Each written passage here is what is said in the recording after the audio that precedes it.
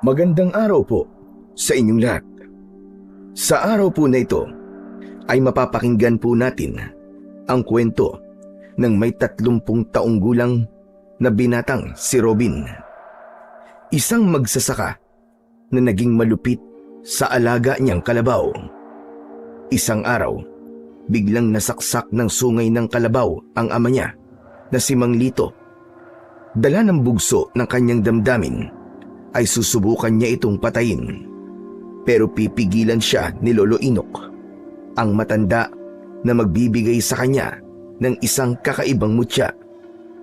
Kasabay ng paglaganap ng kasamaan, matutuklasan ng binata ang isang nakapangingilabot na kababalagan na susukat sa kanyang katatagan.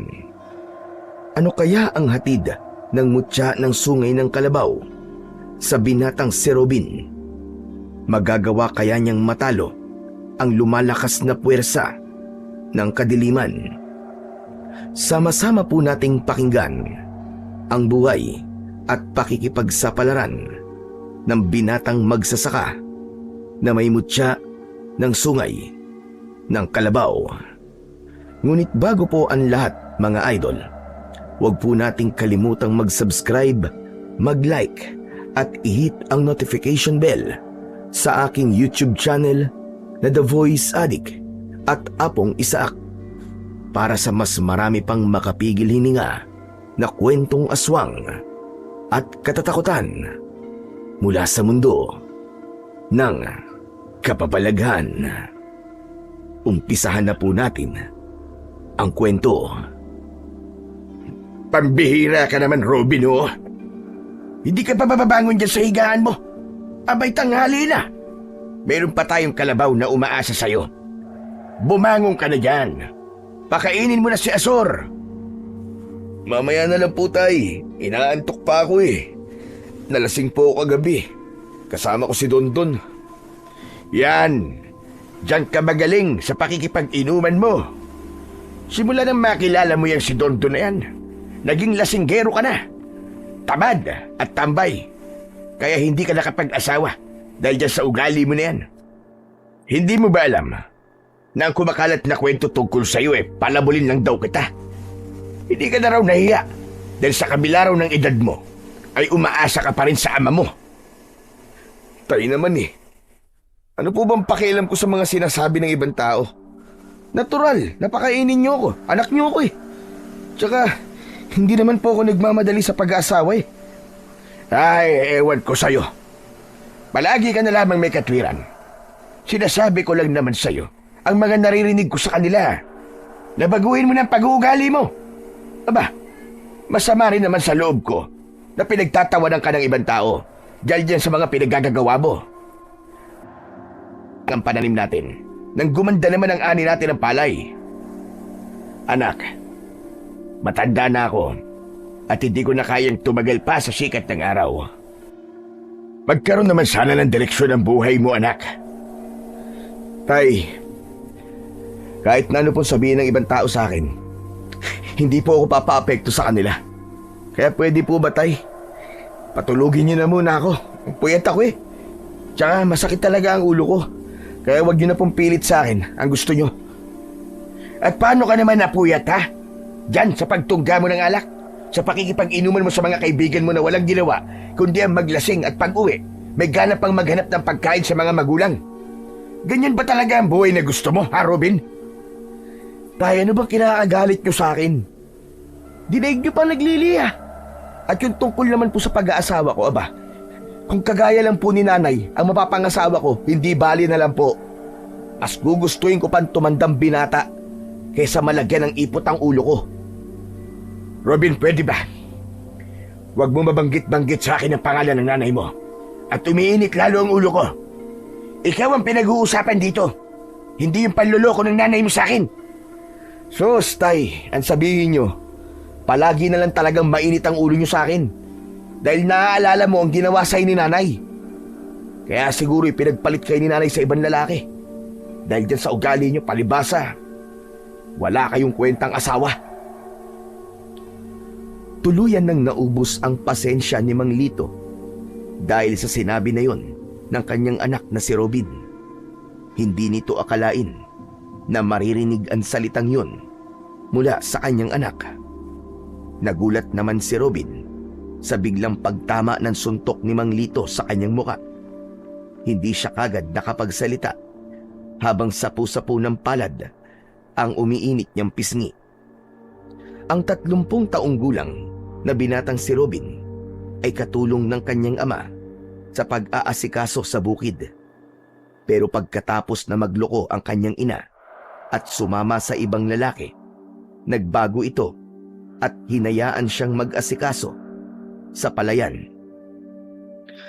Tay, bakit niyo naman ako sinuntok? Nang magising ka sa katotohanan, hayop ka. Para maalala mo na ako pa rin ang tatay mo. Kaya umayos ka. Hindi ko na nagugustuhan ng mga salitang lumalabas dyan sa bibig mo. Kung sa tingin mo, isa akong walang kwentang asawa para sa nanay mo. Kahit kailan, hindi ako nagpabaya sa iyo bilang ama mo. Ibinigay ko sa iyo ang lahat. Itinaguyod kita na mag-isa. Kaya sino ka para pagsalitaan ako ng ganyan, ha? Anak lang kita. Bakit, tay? Ayaw niyo bang malaman kung bakit kayo iniwan ni nanay? At kung bakit ipinagpalit kayo sa ibang lalaki? Nang mamatay siya, hindi natin nakita ang mukha niya, tay. Galit na galit ako sa inyo. Galit ako. Dahil hindi mo ipinaglaban ang karapatan natin na makita siya. Kahit sa kahuli-huli ang sandali na buhay niya, tay. Gusto niyo pa rin po bang malaman kung bakit madalas akong umiinom ng alak? Dahil gusto kong makalimot. Gusto kong makalimutan ang kaduwagan na nakita ko sa inyo, tay. Hindi agad nakapagsalita si Mang Lito. Hindi niya matignan ang muka ng anak. Habang si Robin, sumabog na ang galit para sa kanyang ama. Hindi mo naiintindihan kung bakit mas pinili kong manahimik. Wag na wag mo akong pagsasalita ng ganyan, Robin. Dahil wala kang alam sa totoong pinagdadaanan ko. Ang pinag-uusapan natin dito ay trabaho mo, hindi ang kaduwagan ko. Tandaan mo, kapag wala na ako at nag-iisa ka na lang sa buhay mo, may iisip mo lahat ng mga sinasabi ko at magsisisi ka na hindi ka naging mabuting anak para sa akin. Kaya habang maaga pa, magbago ka na, Robin. Ano po bang klase ng pagbabago ang gusto nyo mangyari sa akin, tay? Ginagawa ko naman po lahat ng gusto nyo, ah. Hindi pa rin po ba sapat ang paghihirap ko? Ano po ba ang pamantayan nyo sa pagiging mabuting anak? Ang gusto ko, magsipag ka. Magsikap ka. Ipakita mo sa lahat na hindi ka tamad, na may kwenta kang tao. Wala po akong balak na patunayan sa kanila kung sino ko. Dahil hindi nanggagaling sa kanila ang pagkain na kinakain ko. Isa pa, para nang sasabog ang dibdib ko sa galit. Sa tuwing nakikita ko si Mang Peter, palagi ko siya nakikita sa bukid. At baka hindi ako makapagpigil. Mapatay ko pa siya, tay. Sige na. Ako na lang ang bahalang mag-asikaso kay Asur. Huwag ka munang pumunta sa palayan. Ibaba mo na ang ita ko. Maghintay ka na lamang dito. Hindi ko hahayaan na makapatay ka ng tao ng dahil sa akin. Kalimutan mo na ang nakaraan. Wala nang nanay mo para makipagtalo pa tayo kay Peter. Tapos na ang lahat, Robin.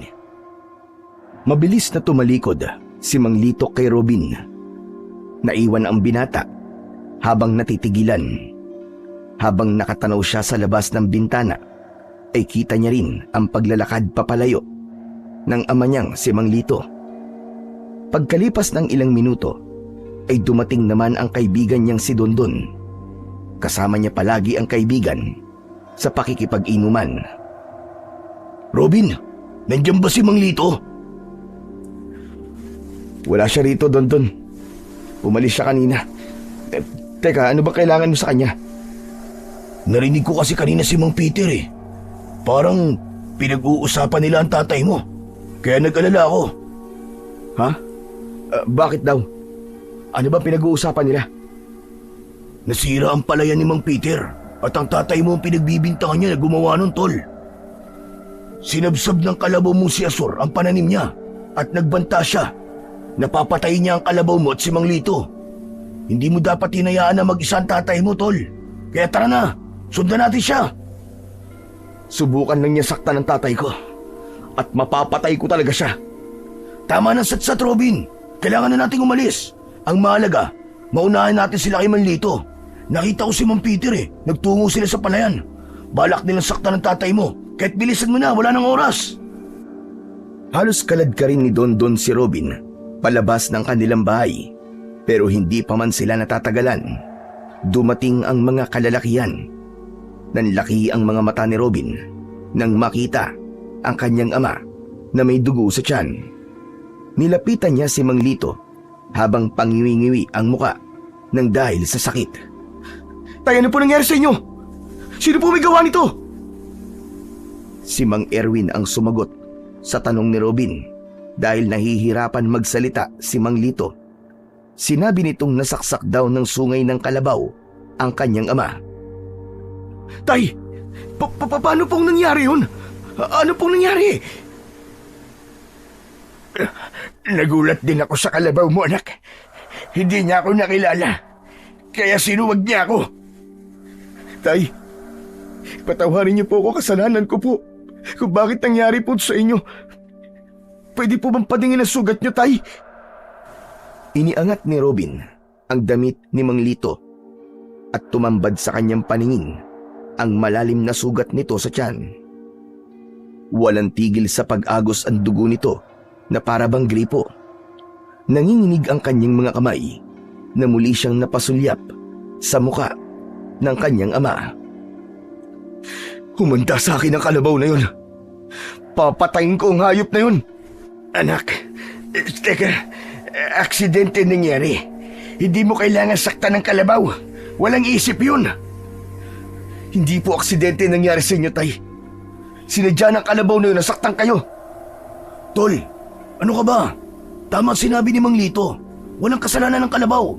Hindi niya alam ang kanyang ginagawa Ang mabuti pa siguro, ibaba na muna niyo si Mang Lito para malapatan na kaagad ng Pangunang Luna sa sugat niya. Dapat mahinto ang pagdurugo niyan. Tay, kailangan niyo po munang magamot kaagad. Hindi na. Huwag mo na akong alalahanin, anak. Kasama ko si Paring Erwin.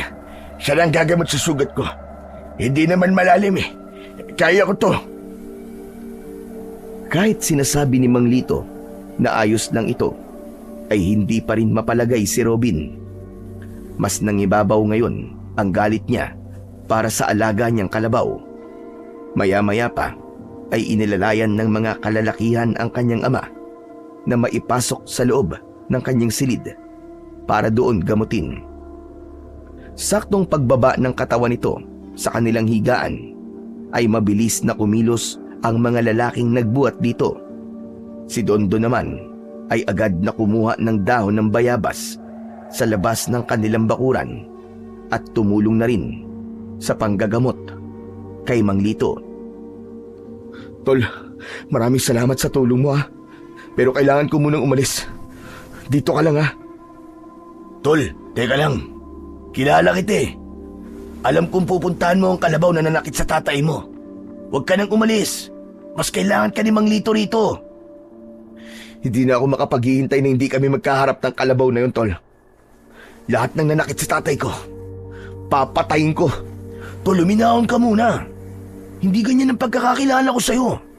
Kung mahal mo ang tatay mo, sana ipakita mo yun sa pamamagitan ng pagtulong mo sa kanya sa bukid.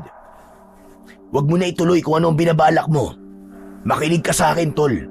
Dahil hindi sa lahat ng oras, dapat mong pairalin ang init ng ulo. Wala nang nagawa si Robin, kundi ang pakinggan ang sinabi ng kaibigan. Ibinaling niya ang kanyang atensyon sa kanyang ama na nakahiga sa katre at sinisimulan ng gamutin.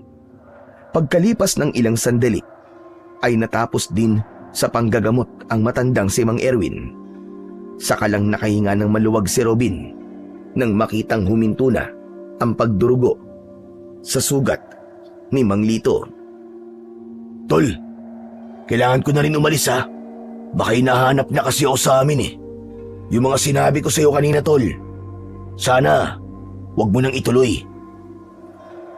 Hindi sumagot si Robin dahil gagawin niya talaga ang binabalak kanina. Pagkatapos magpaalam sa kanya ng kaibigan ay muling binalingan ni Robin ang kanyang ama. Sa pagkakataon na yon ay mahimbing na itong natutulog sa higaan. Nang matiyak niya na maayos at ligtas na ang kalagayan ni Mang Lito, iniwan niya ito saglit. Nilapitan niya ang kinaroroonan ng palakol. Binitbit niya yon at umalis sa kanilang bahay. Hindi siya nagpaalam sa mga lalaking tumulong sa kanyang ama. Tinahak niya ang daan papunta sa bukid. Pagkalipas ng ilang minutong paglalakad mula sa kanyang kinaroroonan, ay natanaw na niya ang kalabaw. Dumilim ang anyo ni Robin at mabilis na nilapitan ang hayop. "Humanda ka ngayon sa aking kalabaw ka, dahil papatayin kita!" Pagkalapit ni Robin sa kalabaw, abala pa rin ito sa pagsabsab ng damo sa lupa, habang nakadikit sa sungay nito ang dugo ni Mang Lito. Mahigpit niyang hinawakan ang palakol at akma na sanang papaluin niya ito sa ulo nang bigla siyang nakarinig ng kaluskos mula sa paligid. Nabitin sa ere ang hawak niyang palakol. Nagpalinga-linga siya, ngunit wala siyang nakitang ibang tao sa paligid. Tangka na sanang itutuloy ni Robin ang pagpalo sa ulo ng kalabaw nang biglang may nagsalita sa kanyang likuran. "Itigil mo yan! Kung hindi pa na-aksidente ang iyong ama, hindi mo pa maiisip ang pagkakamali mo. Ngayon naman, papatayin mo ang kalabaw na yan dahil iniisip mo na kasalanan yan nangyari sa tatay mo. Wala kang karapatan na saktan ang kalabaw na yan, kaya't ibaba mo ang palakol!" Humarap si Robin sa pinanggalingan ng boses. Ibinaba niya ang hawak na palakol at pinagmasdan ang kaharap. Isang matandang lalaki, may suot na salakot, may hawak na baston at kupasin ang damit. "Teka lang, ano po ang karapatan niyo para pigilan ako sa gagawin ko?" "May karapatan ako dahil ako mismo nagbigay ng kalabaw na yan sa ama mo." "Pero muntik niyang patayin si tatay. Ang dapat sa kanya ay mamatay." "Nagkakamali ka. Walang kasalanan si Asur. Ang totoong may kasalanan sa nangyari sa tatay mo, walang iba kundi ikaw. Kung ginawa mo lang ng maaga ang trabaho mo, hindi mapapahamak si Lito. Kaya wag mong ibintang sa kalabaw na yan ang pagkakamali mo." Sa tono ng pananalita niyo, parang kilalang-kilala niyo ako ah. "Oo, kilalang-kilala kita, Robin. Ikaw ang lalaking walang ibang inisip kundi ang magpasarap sa buhay mo. Kapag may iniutos sa iyo ang iyong ama, palagi kang natutulog. Kumikilos ka na parang pagong. Marami kang katuwiran para lang masunod ang gusto mo." Nagkakamali kayo sa mga sinasabi niyo. Wala kayong alam. Sino ba kayo? "Tinatanong mo kung sino ako? Ako si Lolo Inok, ang nagmamalasakit sa mga kalabaw. Ibinibigay ko yan ang libre sa mga magsasaka at may karapatan akong bawiin ang hayop kapag alam kong hindi sila maayos na naaalagaan. Ngayon naman, ay tatanungan din kita. Sa inyong dalawa ng kalabaw, sino ang higit na may pakinabang? Kapag nasagot mo yan, pababayaan kitang patayin ang kalabaw." Parang sinampal ng 10 beses si Robin dahil sa tanong na yun ni Lolo Inok. Napayuko siya dahil alam niya na tama ang sinabi nito. Inalis ng matanda ang salakot nito sa ulo at lumingon sa kinatatayuan ng kalabaw. Pagkatapos ay tumingin sa kanya at nagsalita. "Ang kalabaw na yan ay walang kasalanan. Hindi lamang niya nakikilala ang iyong ama, kaya hindi mo siya kailangang patayin.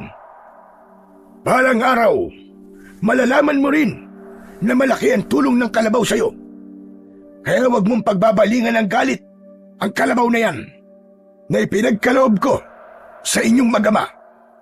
Sana hindi na tumaulit pa." Tama po kayo. Hindi na po ito mauulit, Tatang. Pasensya na po.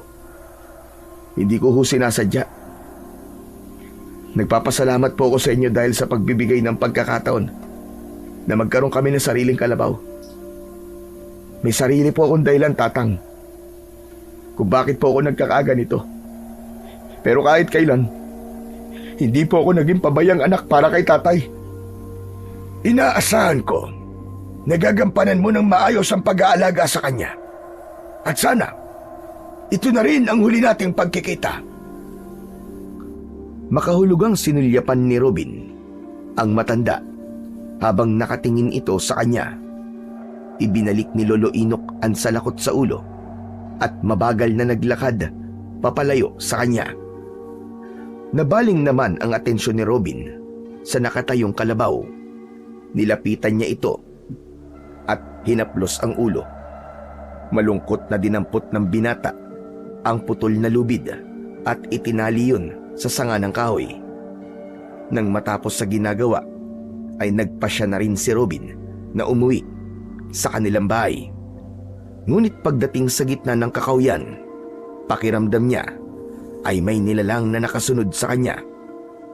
Kaya naman, tumigil siya sa kanyang paglalakad. Sino yan? Sino yan? May tao ba dyan? Walang tugon na natanggap si Robin, kaya ipinisya niyang ipagpatuloy na lamang ang kanyang paglalakad. Akma na sanang hahakbang si Robin nang bigla siyang nakarinig ng malakas na pag-angil mula sa kanyang likuran. Dahan-dahan siyang humarap at ganoon na lamang ang panlalaki ng kanyang mga mata nang tumambad sa kanyang paningin ang isang nilalang na may hawak na pugot ng ulo ng isang baboy ramo. Nakakapangilabot ang mabalahibo nitong anyo na ang dalawang pangil ay nakalabas pa sa bibig nito. May bahid pa yun ng dugo mula sa kinain nito habang nanlilisik ang mga mata. Para siyang nakaharap sa isang halimaw na kahawig ng isang daga. Ang ulo nito hanggang sa dibdib ay sa daga at ang kalahating katawan nito ay sa tao. Pero mahahaba at matutulis ang mga kuko nito sa kamay at paa. Sino ka? Lumayo ka! Halimaw! May halimaw!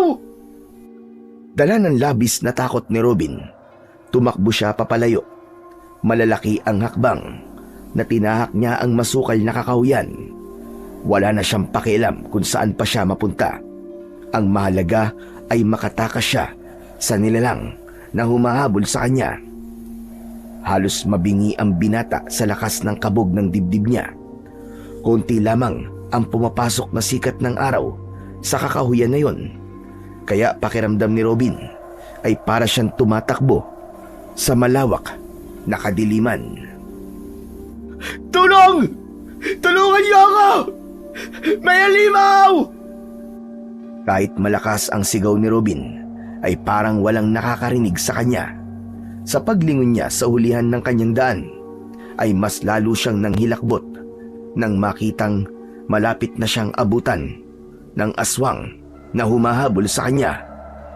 Diyos ko, hindi maaari ito! Tulungan niyo ako, Panginoon! Iligtas niyo po ako! Mas lalong binilisan ni Robin ang pagtakbo kahit nauubusan na siya ng lakas. Paulit-ulit siyang sumisigaw, humihingi ng tulong, ngunit patuloy lamang siyang hinahabol ng halimaw. Huwag mo na akong bahirapan. Bumalik ka rito. Kapag naubos ang pasensya ko sa'yo, dudurugin ko ang mga buto mo. Umaalingaw-ngaw ang malakas na pagsigaw ng halimaw. Habang hinahabol nito si Robin, umaasa siya na makikita niya ang matandang si Lolo Inok para siya ay iligtas. Sinuong ni Robin ang masukal na kagubatan, ngunit bigla siyang natigilan nang tumama sa kanyang batok ang pugot na ulo ng baboy ramo. Alam ni Robin na nang mga sandaling yun ay nasa tabi na niya ang aswang. Hindi! Diyos ko! Tulungan niyo po ako! Tinubukan ni Robin na bumaling sa ibang direksyon para tumakbo. Pero tumigil siya sa paghakbang. Saan ka pupunta? Hindi ko hahayaan na mabuhay ka pa! Layuan mo ako! Halimaw ka! Layuan mo ako! Nakita mo na ang mukha ko. Hindi maaaring may makalam ng tungkol sa akin. Lumayo ka sa akin, halimaw ka! Lumayo ka! Kampun ka ng kadiliman! Sabihin mo na ang sabihin mo. Pero wala ka na magagawa. Dahil malapit na kitang patayin. Uunti-untiin ko ang laman mo at dudurugin ko ang mga buto mo hanggang sa mamatay ka. Diyan ka lang! Diyan ka lang! Huwag ka lalapit sa akin!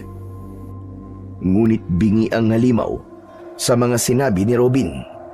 Ngumisi ito na nagpalitaw pa sa malalagari nitong mga ngipin. Tumutulo ang malapot nitong laway mula sa bibig na may bahid pa ng dugo. Humakbang ang aswang papalapit sa kanyang kinaroroonan, habang ang dibdib ni Robin ay para ng sasabog dahil sa galit at takot. Bigla niyang naalala na hawak niya ang palakol, kaya iwinasiwas niya yon sa ere. Pero mas lalo lamang naging agresibo ang aswang sa pagsunggab sa kanya. Ganyan nga. Lumaban ka lang para mas masarap ang lasa ng dugo mo. Ang gusto ko pa naman ay yung mainit-init pa na dugo na may bahid ng takot. Sige, subukan mo lumapit. Hindi ka sasantuin ng palakol ko. Tatagpasin ko talaga ang ulo mo. Tinikap ni Robin na mapigilan ang paglapit ng aswang sa kanyang kinatatayuan, pero hindi ito nagpapakita ng takot. Idinipa nito ang braso habang umaangil na parang nauulol na aso. Hindi ko hahayaan na magtagumpay ka sa mga binabalak mo sa akin. Lalabanan kita! Halimaw ka! Sumugod si Robin sa aswang. Ipinalo niya rito ang palakol, ngunit nahawakan nito ang kanyang kamay. Inagaw nito ang palakol at ibinato sa lupa. Naramdaman niya ang pagbaon ng kuko nito sa kanyang balat. Masyado kang mahina para lumaban sa akin. Ako naman ngayon ang aatake sa'yo. Isang malakas na pagsuntok ang isinalubong ni Robin sa papasugod sa kanyang aswang. Tumama yun sa mukha ng aswang. Nabitiwan nito ang kanyang braso. Nang makakita ng pagkakataon, ay muli siyang tumakbo papalayo rito. Ngunit nahawakan nito ang kanyang damit. Bitiwan mo ang damit ko! Makawalan mo ako! Masyado mo akong pinahihirapan. Hindi ka na makakatakas. Huwag mo na subukan lumaban! Isang malakas na pagsuntok ang tumama sa sikmura ni Robin. Namilipit siya sa sakit. Halos kapusin siya ng paghinga, habang ang mabahong singaw ng katawan ng kaharap ay nalalanghap niya na parang amoy ng nabubulok na laman ng hayop. Kasunod ng pagkagat nito sa kanyang balikat, gumuhit ang sakit mula sa unti-unting pagbaon ng pangil nito sa kanyang laman. Wala na siyang nagawa ng mga sandaling yon, kundi ang sumigaw ng malakas. Tulong! Tulungan niyo ako! Halos mabaliw na sa takot si Robin nang marinig ang paghigop ng nilalang sa sarili niyang dugo. Pilit na tinutulak ng binata ang muka ng halimaw.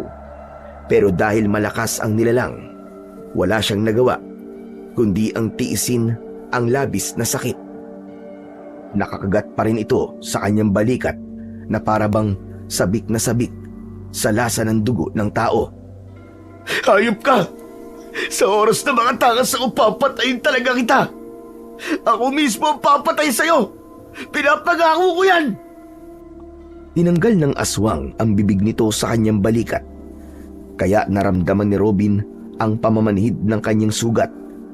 Akma na sanang kakagatin nito ang kanyang leeg nang bigla niyang nakita ang papalapit na kalabaw sa kanilang kinaroroonan. Ubod lakas na itinulak ni Robin ang halimaw, kasunod ng kanyang suntok na tumama sa mukha nito. Napaatras ito ng konti, eksakto sa pagsugod ng kalabaw para atakihin ito. Nagpambuno ang dalawang nilalang habang maririnig sa paligid ang ingay mula sa nagkikiskisa na kuko ng aswang at sungay ng kalabaw. Patuloy sa pagsuwag si Azur sa kalaban nito, samantalang si Robin naman ay napaluhod sa lupa. Sapu-sapu ng kamay ang balikat para pigilan ang pagbulwak ng dugo mula sa kanyang sugat. Bigla siyang nakaramdam ng panghihina ng katawan. Pagkatapos ay muling napatingin sa kalabaw. Nakita niya na sakal na ng halimaw ang leeg ni Azur. Pagmasdan mo kung paano kung papatayin ang kalabaw mo! Pagmasdan mo! Mula sa harapan ni Robin, pinilipit ng halimaw ang leeg ng kalabaw. Bumagsak ito sa lupa, kasunod ng pagwakwak ng halimaw sa tiyan nito. Nanlaki ang mga mata ni Robin. Nabigla siya sa kanyang mga nasaksihan. Papatayin kita! Pinatay mo ang kalabaw ko! Masarap pala ang dugo ng kalabaw, pero mas masarap ang dugo mo! Parang binayo ng 10 maso ang dibdib ni Robin nang makitang patay na ang alaga niyang kalabaw na si Azur. Kahit masakit ang sugat niya sa balikat, sinugod niya ang halimaw na mukhang daga. Sinuntok niya ito ng paulit-ulit. Tumama ang mga yon sa mukha nito at sinipa sa tiyan. Ngunit hindi man lang natinag ang aswang. Umalingaw-ngaw ang angin nito sa buong kakahuyan. Isang malakas na pagsakal sa kanyang leeg ang ginawa nito. Umangat ang kanyang paa sa lupa. Isang pagkakamali na nakita mo ko sa ganitong itsura. Hindi ang tulad mo at sisira sa lahat ng mga plano ko. Hindi ka magtatagumpay.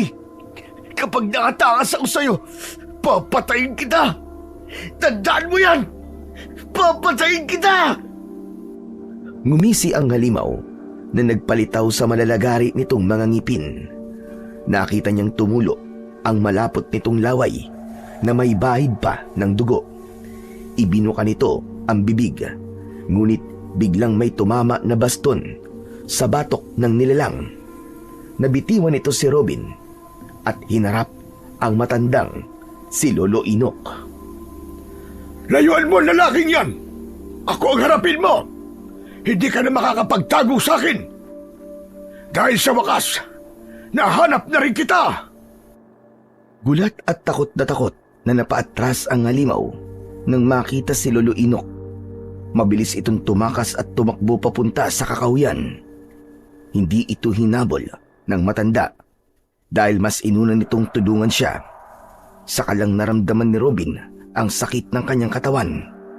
Bigla siyang naglaway at nanginginig ang mga kamay. Hinawakan siya ni Lolo Inok para alalayan na tumayo. Lolo Inok, tulungan niyo ako. Sobrang sakit po ng sugat ko sa balikat. Bakit hindi ka kasi nag-iingat? Muntik ka nang mapahamak kanina. Mabuti na lang at sinundan ko si Azur. Baka sa boses ni Lolo Inok ang pag-aalala, pero mas nangibabaw naman ang galit nito. Napansin ni Robin na nakatingin ang matanda sa nakahandusay na kalabaw sa lupa.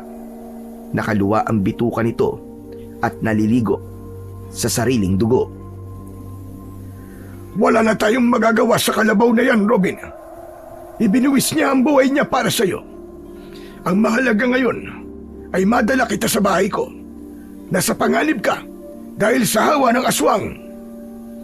Ayaw pa sanang umalis ni Robin dahil sa alaga niyang kalabaw. Pero kakaiba ang nararamdaman niya sa sugat niya sa balikat. Pakiramdam niya ay nandidilim ang kanyang paningin. Biglang nanigas ang kanyang binti. Diyos ko, kumakalat ng lason sa katawan mo. Pilitin mong makapaglakad ng maayos, Robin. Konting tiis na lang. Malapit na tayo sa bahay.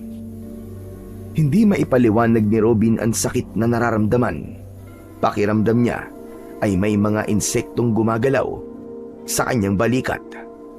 Lolo Inok, aray, hindi ko na po kaya ang sakit.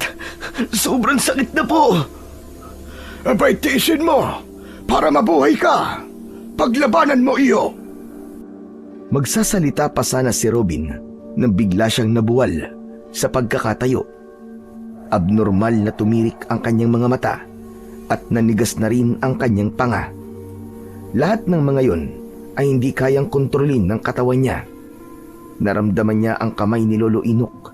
Pilit siya nitong itinatayo hanggang sa tuluyan ng magkikikisay ang katawan ni Robin. Dala ng labis na sakit ay nawalan na siya ng malay. Nagising si Robin sa matigas na higaan. Sumalubong sa kanyang pangamoy ang singaw ng insenso at kamangyan. Nagmulat siya ng kanyang mga mata. Nakita niya ang matanda na naglalagay ng dinikdik na luya sa kanyang balikat. Huwag ka na munang kumilos. Baka matanggal ang gamot.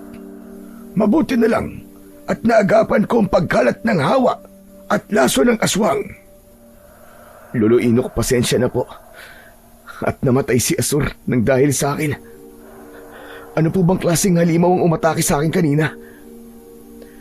Sila ang aswang na kung tawagin ay hagibis. Isang nilalang na pumapatay ng tao at hayop. Meron din silang kakayahang maging normal na tao sa araw. Hindi sila mga pangkaraniwang aswang. Dahil kaya nilang magpalit-palit ng anyo batay sa kanilang kagustuhan. Magagaling silang magtago, kaya mahirap silang mahuli. Sigurado kung wala siyang balak na buhayin ka kanina. Kagaya ng ginawa niya sa kalabaw mo. Wala siyang awa. Lahat ay pinapatay niya. Lalo na kapag nagugutom siya sa lasa ng karne ng tao. Nabanggit niyo po kanina na matagal niyo na pong hinahanap ang aswang na hagibis. Gaano na po siya katagal na namiminsala ng mga tao, Lolo Inok? Sa tingin ko'y matagal na. Itinatago lamang niya ang kanyang ginagawa. Pagkatapos mong makita ang mukha niya, hindi ka na niya tatantanan. Papatayin ka talaga niya. Kaya unahan mo siya, Robin. Matutulungan kita sa bagay na yan. Hindi na po ako natatakot sa kanya. Talagang hahanapin ko po siya, Lolo Inok. Sa ginawa niya sa kalabaw ko, lintik lang na walang ganti. Ako mismo ang papatay sa kanya. Huminahon ka muna. Hindi lahat ay idinadaan sa init ng ulo. May paraan para mapatay ang halimaw na yon. Paano po, Lolo Inok? Sabihin niyo po sa akin. Hindi sumagot si Lolo Inok sa tanong na yon ni Robin. Mabilis itong tumayo at lumapit sa lamesa. Kinuha nito ang 2 sungay ng kalabaw at iniabot yon kay Robin. Teka, sandali lang po, Lolo Inok. Huwag niyo pong sabihin kay Asur po ang mga sungay na yan. Tama ka, Robin. Kunin mo ito at makinig ka sa mga sasabihin ko sa'yo. Tinanggap ni Robin ang mga sungay ng kalabaw. Nagtataka siyang napasulyap sa muka ni Lolo Inok. Pagkatapos ay umalis ito sa harapan niya at lumapit sa lumang aparador ng matanda. Binuksan ni Lolo Inok ang aparador at meron itong kinuha na isang maliit na bote na halos kasing taas ng kanyang daliri. Maliit lamang yun na may laman na kulay asul na likido sa loob. Kunin mo rin ang bote na to. Ingatan mo at isama sa sungay ng kalabaw. Para saan po ang bote na yan, Lolo Inok? Ito ang pinaghalong katas ng dugo ni Asur at ang dugo mo kanina mula sa kagat ng aswang. Ito rin ang dahilan kung bakit takot sa akin ng aswang kanina. Dahil kilala niya ako bilang isang antingerong pumapatay sa mga lahi niya. Magagamit mo to laban sa kanila. Kailangan mo lang ng kakaibang lakas at tapang ng loob. Bakit niyo po sinasabi sa akin ang bagay na yan?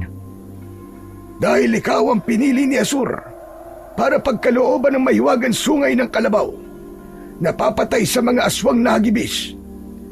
Dahil sa ikaw ang pinili niya, sa iyo ko rin ipinagkakaloob ang boteng ito.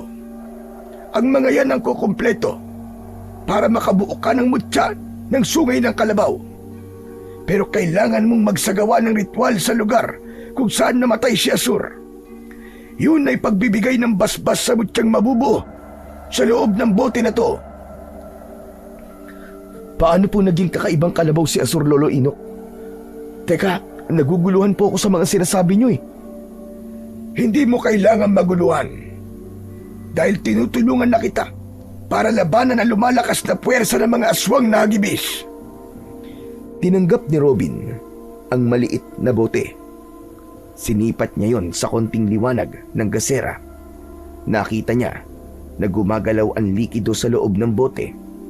Naghalo ang kulay ng dugo sa kulay asul na likido sa loob ng bote.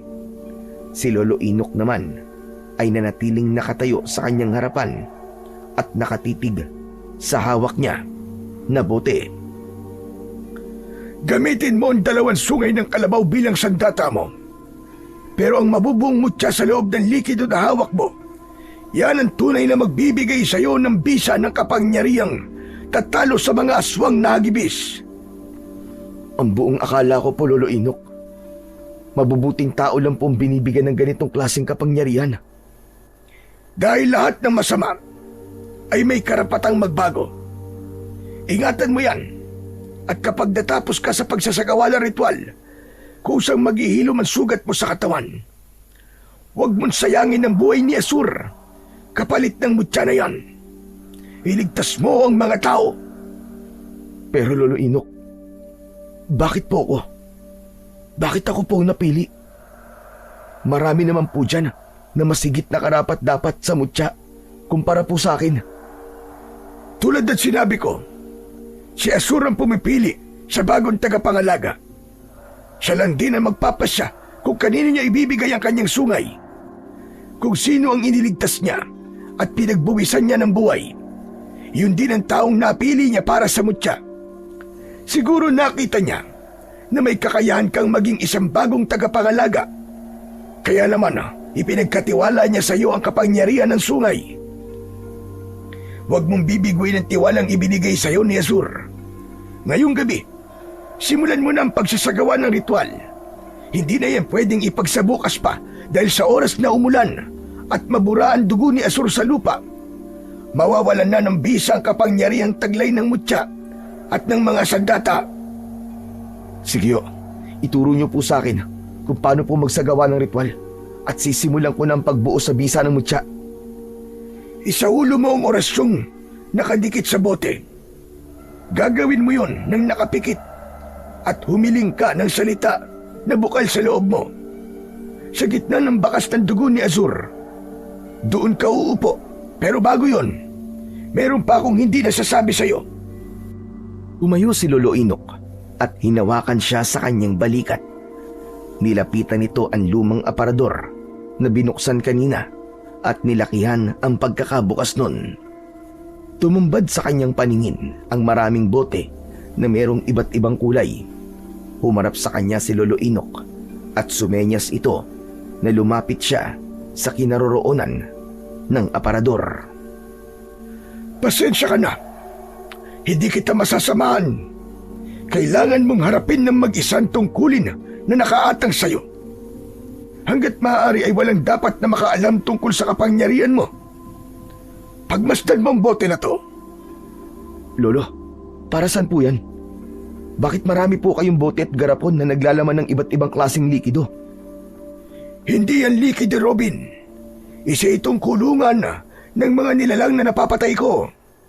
Lahat ng mga nilalang na napatay ng mutya ng sungay ng kalabaw ay dito ko ikinukulong. Ano po? Teka, sandali lang po, Lolo. Paano naman po nangyari yun? Paano po nagkasya ang mga nilalang sa maliit na bote na yan? Sagrado ang bote na yan, Robin. Dati akong antingerong ermitanyo na naghahanap ng masasamang nilalang na maikukulong ko sa mga boteng yan. Lahat ng pinapatay ko, nagkakaroon ng hiwalay na usok batay sa kanilang kakayahan. Sa oras na masugatan mo sa katawan ng aswang na hagibis, gamit ang sungay ng kalabaw, kusang magbubukas ang takip ng bote at hihigupin ito ang malausok na enerhiya ng aswang. Kaya magkakasya talaga siya sa loob. Ang ibig niyo pong sabihin ang bote po na ibinigay niyo sa akin ay hindi lang basta nagbubuo ng mutya, kundi kulungan din po to ng mga nilalang na mapapatay ko. Ganun ho ba? Tama ka. Kaya nga ipinakita ko sa iyo ang mga boteng ito. Isa na lang na bote ang walang laman. Malapit na itong makumpleto. At saka, gusto ko rin malaman mo na hindi magiging madali ang panganib na haharapin mo. Alam mo ba ang ibig sabihin ng salitang hagibis? Kung bakit yun ang pangalan ng aswang na kakalabanin mo? Hindi po, Lolo Inok. Wala po akong ideya. Ang hagibis ay salitang naglalarawan sa mabilis. Dahil mabilis sila sa lahat ng bagay. Umatake, pumatay, at magpalit ng anyo. Pero nag-iisang kahinaan nila ay ang mutya ng sungay ng kalabaw. Ngayong alam mo na kung gaano sila kalupit. Tugisin mo sila, Robin. Simulan mo na ang pagsasagawa ng ritual. May tiwala ako sa iyo, Robin. Gagawin ko po ang lahat para hindi po masayang ang pagbubuwis ng buhay ni Asur. Isang tapik sa balikat ang itinugon ni Lolo Inok sa sinabi ni Robin. Pagkatapos ay isinara nito ang pinto ng aparador. Inihanda ng binata ang lahat ng kanyang dadalin. Saka nagpaalam kay Lolo Inok. Mabilis siyang naglakad papunta sa kakawyan. Tanging ang liwanag lang ng buwan ang nagsisilbi niyang tanglaw sa daan. Maigpit ang kapit niya sa sungay ng kalabaw, habang ang bote ay inilagay niya sa kanyang bulsa. Pagkalipas ng ilang minutong paglalakad, nakarating siya sa gitna ng kakawyan. Nakita niya ang bakas ng dugo sa lupa, ngunit wala na ang katawan ng kalabaw. Naupo siya sa gitna nito. Inilapag niya rin sa kanyang tabi ang dalawang sungay. Nakapikit ang mga mata ni Robin habang dahan-dahan na itinaas ang bote, kasabay ng pagsambit ng orasyon at panalangin na siya lamang ang nakakarinig. Nagsusumamo ko sa kalikasan. Dinggin mo ang aking kahilingan. Ikaw ang maging sandata ko laban sa kasamaan. Isang pakiusap na magbibigay sa akin ng lakas at bisa para sa mutya. Umihip ang malakas na hangin at dumampi sa kanyang balat ang lamig nito. Tumayo si Robin habang hindi nagmumulat ng mga mata. Isang malakas na pagsigaw mula sa lalamunan ni Robin ang kumawala. Pagmulat niya ng kanyang mga mata ay nagulat siya nang makitang lumutang ang sungay ng kalabaw sa kanyang harapan, habang ang boteng hawak niya umiinit at kumukulo ang likido sa loob nun. Dala ng labis na gulat, napaatras siya ng hakbang. Biglang lumabas ang kulay asul na usok mula sa bote. Bumalot yun sa nakalutang na sungay at nabuo ang isang bato. Ano to? Paanong nangyari to? Ang bato na kumikislap sa kanyang harapan ay panay ang paglagablab na parabang nasusunog na kuryente. Hindi natakot si Robin. Hinawakan niya ang bote ng maigpit. Ang nakalutang na sungay ng kalabaw ay naglao sa kanyang harapan, pati na ang bote sa kanyang kamay, at naiwan ang bato na hindi nawala sa loob ng kanyang palad. Teka, nasa na yun? Nasa na yung bote? Akala ko ba doon ko'y kukulong ang halimaw na mapapatay ko? Pinagmasdang mabuti ni Robin ang bato sa kanyang kamay, pero hindi pa man siya natatagalan sa pagkakatayo sa lugar na yon. Biglang nagpakita ang mga nilalang na taong daga. Umaangil ang mga ito na handa ng sumunggab. Saktong paglundag ng isang aswang sa kanyang kinatatayuan, muling lumitaw ang sungay ng kalabaw sa kanyang palad. Bago pa makalapit sa kanya ang aswang, nasaksak niya na ito sa dibdib. Kung ganun, lilitaw lang ang dalawang sungay kapag nasa panganib ako at may aswang sa paligid. Dali-daling isinilid ni Robin ang mutya ng sungay ng kalabaw sa kanyang bulsa habang nakatutok sa kalaban ang kanyang sandata. Magmula sa gabing ito, ako nang makakalaban nyo. Mga anak kayo ng dilim. Humanda kayo sa akin! Agad na sinugod ni Robin ang mga kalaban. Ang unang humarap sa kanya ay agad niyang inatake ng saksak sa tiyan at dibdib. Bumagsak ang mga ito habang nagkikikisay ang katawan. Humakbang siya papalapit sa mga natitigilan na nilalang habang ang mga mata ni Robin ay nagliliyab sa galit. Sige, lapit lang! Hindi ko kayo aatasan! Mga tinamaan kayo ng lintik! Habang papasugod si Robin, hindi niya agad naiwasan ang biglang paghaba ng dila ng mga aswang. Pumulupot yun sa kanyang kamay na may hawak sa sungay ng kalabaw. Pero dahil sa nagliliyab niyang sandata at kamao, napaso at nasunog ang dila ng mga halimaw. Agad na nilukso ni Robin ang dalawang hagibis sa kanyang harapan. Bawat hampas at saksak niya sa katawan ng mga ito gamit ang sungay ay umaangil ang mga ito na parang asong nasasaktan. Heto pa! Tikman nyo ngayon ang ganti ko sa lahat ng pamiminsala nyo sa mga taong nakatira dito! Walang pinalampas na pagkakataon si Robin. Lahat ng tamaan ng sungay ng kalabaw ay agad na nagliliyab at nasusunog ang katawan. Ang natitira naman na mga aswang ay sabay-sabay na umatake sa kanya. Mabilis na sinalubong ng binata ang mga kalaban. Bawat ikot niya ay isa-isang bumabagsak ang mga ito sa lupa habang sumusuka ng dugo. Sa kanya gigilitan ang leeg gamit ang matutulis na dulo ng sungay. Pagkatapos na mapatay ni Robin ang lahat ng mga aswang, tumayo siya habang pinagmamasdan ang mga nagkalat na abo sa lupa. Humihingal na tinignan ni Robin kung paano naglaho ang sungay ng kalabaw sa palad niya. Ang maywagang bote na lang ang kailangan kong matutunan kung paano palalabasin. Sa tingin ko, may mga bagay pa akong dapat na matutunan. Pero sa ngayon, nagawa ko ng labanan at paslangin ng mga aswang. Natuklasan ni Robin na kusang naglalaho ang sungay ng kalabaw kapag wala na ang banta ng mga aswang sa paligid. Maya-maya pa ay nakarinig siya ng yabag ng mga nagroronda mula sa mga kalalakihan. Nakita niyang lumiwanag ang sulo ng mga ito sa kakahuyan. Papunta yun sa kanyang kinaroroonan. Nagsalubong ang paningin nilang dalawa ni Dondon. May dala itong sibat at sulo na kawayan. Tol, Diyos ko! Akala ko kung napaano ka ni. Nandito ka lang pala. Alam mo bang nag-aalala na sa'yo si Manlito? Pasensya ka na, Tol, ha? Hinahanap ko kasi si Asur eh. Nawawala siya.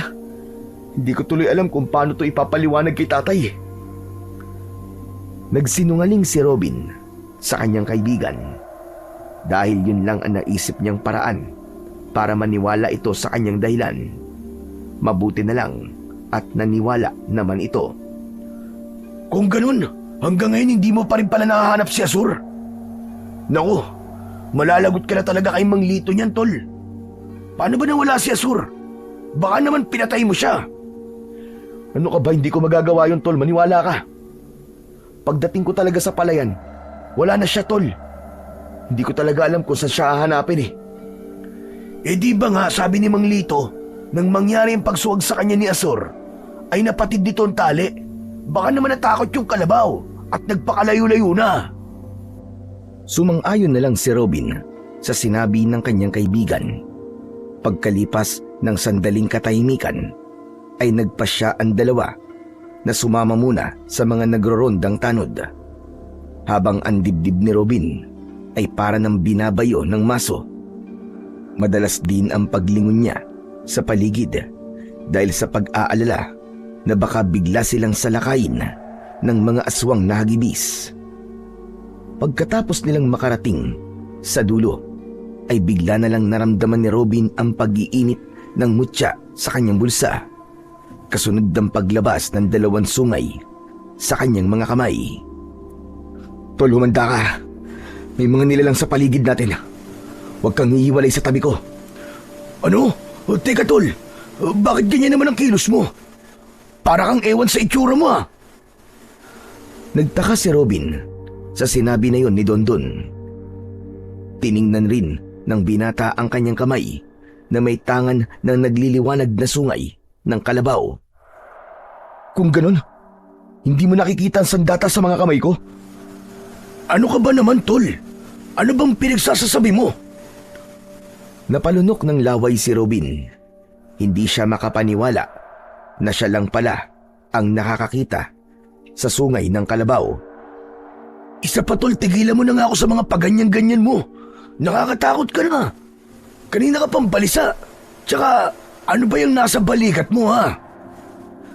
Biglang naalala ni Robin na nasugatan siya sa balikat. Kinapa niya yon at nagtaka nang maramdaman na wala na ang sakit. Totoo ang sinabi sa kanya ni Lolo Inok. Naghilom nga ang sugat niya pagkatapos magkaroon ng bisa ang mutya ng sungay ng kalabaw. Maya-maya pa ay biglang nagbago ang amoy ng ihip ng hangin. Tol, oo nga no. Mukhang tama ka nga. Sinundan ni Robin ang tinitignan ni Dondon. Lahat ng mga tanod na nasa harapan nila ay umatras, nakikiramdam sa mga nilalang na nakaharang sa kanilang daraanan. Agad na nagpasirko-sirko sa ere si Robin at hinarap ang mga aswang. Mga diablong buwang kayo! Ako ang harapin ninyo! Robin, ano bang pinagkagagawa mo? Pambira ka naman oo! Ngayon ka pa ba talaga magyayabang? Hindi ako nagyayabang, tol. Dahil kaya ko talaga silang labanan. Muling hinarap ni Robin ang mga kalabang aswang. Maigpit niyang hinawakan ang 2 sungay ng kalabaw at lumikha yun ng malakas na liwanag na tanging siya at ang mga aswang lang ang nakakakita. Napayuko ng muka ang mga hagibis dahil nasilaw sila sa liwanag. Sinamantala ng binata ang pagkakataon. Agad siyang umatake at kinalaban ang lahat ng mga nilalang na nakaharang sa kanilang daraanan.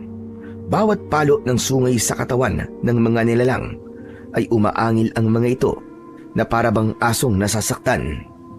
Bumagsak ang mga ito sa lupa at agad na nasunog ang katawan. Dondon sa likod nyo! May mga halimaw! Ngunit huli na para pigilan ni Robin ang mga kalaban na patraidor na umatake sa kanila. Tinulungan niya si Dondon na napapailaliman ng aswang, ngunit biglang tumama ang malakas na suntok sa kanyang tiyan. Bumagsak siya sa lupa. Akma na sanang babangon siya nang makita niya ang nakatayong nilalang sa kanyang harapan. Ito ang halimaw na pumatay kay Azur. Akala mo ba ay hahayaan pa kitang makatakas? Magpasalamat ka at nakita ko ang pakilamerong matanda na yun. Pero ngayon, sisiguraduhin ko na mamamatay ka na. Hindi mo yan magagawa dahil lalabanan kita ng sabayan.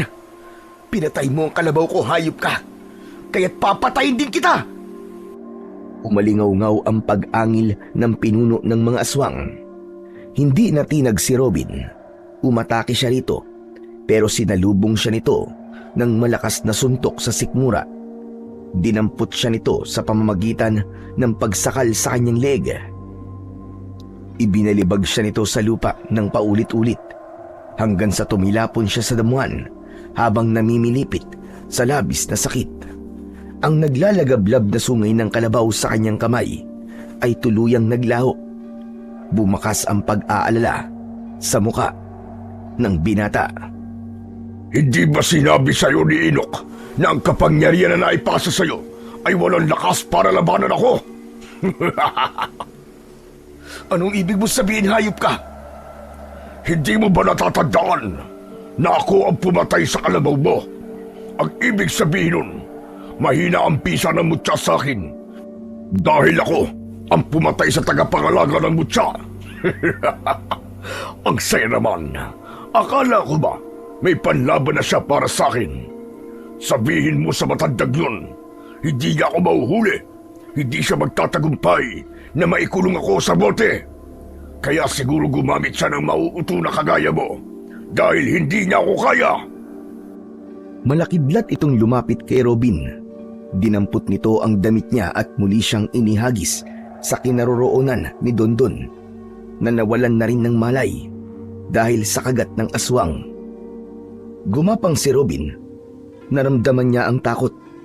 Nabigo siya sa unang pagkakataon. Akma na sanang kakagatin siya nito nang biglang lumitaw ang isa pang hagibis at sinunggaban nito ang pinuno ng mga aswang. Nagpambuno ang dalawang nilalang sa harapan niya, pero sadyang malakas ang katawan ng pinuno ng mga aswang at nagawa nitong suntukin ng 5 beses sa dibdib ang nilalang na tumulong kay Robin. Itigil mo yan, hayop ka! Ako ang harapin mo! Ngumisi ang halimaw at umalingaw-ngaw ang malakas na halakhak. Nakadipa ang kamay nito habang humakbang papalapit sa kanyang kinatatayuan. Bago pa man siya makapaghanda sa muling pagsugod ng aswang, ay nilundag na siya nito at kinalmot sa dibdib. Ramdam na ramdam ni Robin ang sakit, pero lumaban siya. Gumanti siya rito ng malakas na suntok. Tumama yun sa mukha nito, pero hindi nito ininda ang sakit. Lalabanan kita kahit wala na akong kapangyarihan! Dala ng galit, binayo ni Robin ng suntok ang muka ng kalaban. Bawat suntok niya ay unti-unting lumitaw ang malakas na liwanag mula sa mutya na nasa loob ng kanyang bulsa. Ubod lakas niyang sinuntok ang dibdib ng aswang na hagibis. Ito na ang magiging katapusan mo! Hayop ka! Sinalag ng aswang ang suntok ni Robin. Saka gumanti ito ng suntok sa kanyang muka. Pasadsad siyang bumagsak sa lupa. Ang halimaw naman na tumulong sa kanya ay abala rin sa pagliligtas sa mga tanod, habang si Dondon ay wala pa ring malay. Lumapit ng konti ang pinuno ng mga aswang at kinausap siya. Dahan-dahan namang tumayo ang binata at nilabanan ng titigan ang aswang. Hindi tayo totoong magkalaban dito! Huwag kang pauutos sa may-ari na kulay asul na bote. Natitiyak ko na maliban sa sungay ay nasa iyo rin ang bote, tama ba? Gumagamit ka na mahiwagang kulungan ng mga nilalang na kagaya ko na hindi mo inaalam kung ano ang magiging kapalit nito. Inilabutan sa katawan si Robin sa sinabing yun ng aswang na hagibis. Anong ibig mo sabihin? Nahulog ka sa isang patibong ng matandang hukluman na akala mo'y kakampi mo. Isa kang tanga. Hindi ka marunong mag-isip. Huwag mo na subukan linlangin ang isip ko, hayop ka. Hindi ako naniniwala sa'yo. Alam ko na mga kagaya mo ay gagawin ng lahat para maisahan ako. Pakinggan mo mga sasabihin ko. Ang kulungan na bote na nakita ko kanina habang nagsasagawa ka ng ritual ay isang uri ng balanse ng buhay. Kapag hindi ako nasugatan ng mutya na sungay na kalabaw, ikaw ang makukulong sa bote.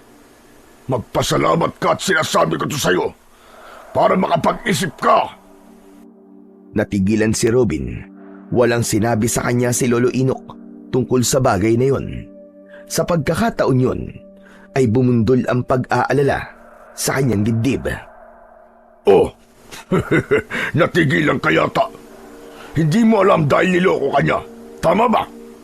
Layunin niya na magkulong ng mga kaluluwa sa aparador na matagal niya nang ipunan ng bote.